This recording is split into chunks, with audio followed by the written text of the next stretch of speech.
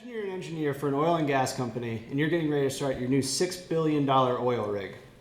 However, upon preliminary pressure testing, you discover multiple leaks in your subsea architecture.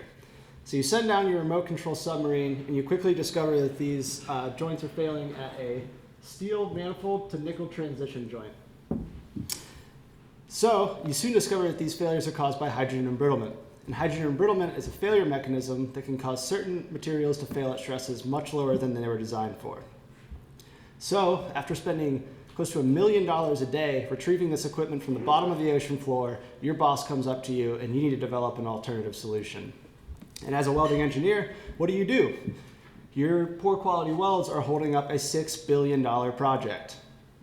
So the solution that the oil and gas industry quickly developed was to use carbon steel transition welds in place of nickel transition welds. However, this is not a very robust solution because it fixes one interface here, but it creates another susceptible interface at the closure weld. Like I said, this was not a very robust solution. It wasn't based on much testing, but this is the solution that's being used today.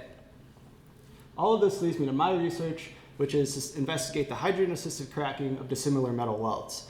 The test we use to do this is called the delayed hydrogen cracking test. And during this test, we take our interface of interest, we load it to a specific stress level, all while simultaneously charging with hydrogen.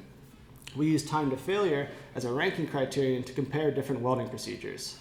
As you can see in these results, you have time to failure on your y-axis, 3 different welding procedures on your x-axis, and as you can see, the blue interface had much longer time to failures than the red interface.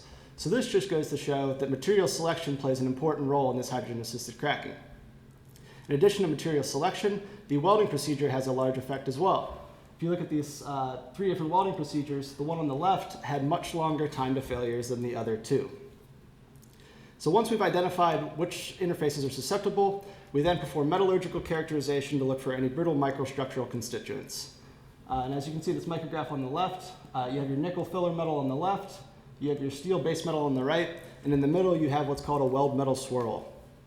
And within these weld metal swirls, you can get partial mixing of the parent materials and you can create transition phases that have different properties than both parent materials. The worst performer of this is shown here, which is this untempered martensite, which is a very hard and brittle phase, which is very susceptible to hydrogen embrittlement.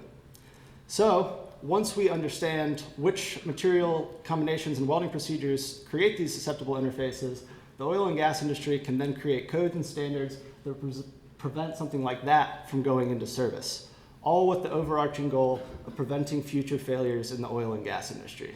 Thank you.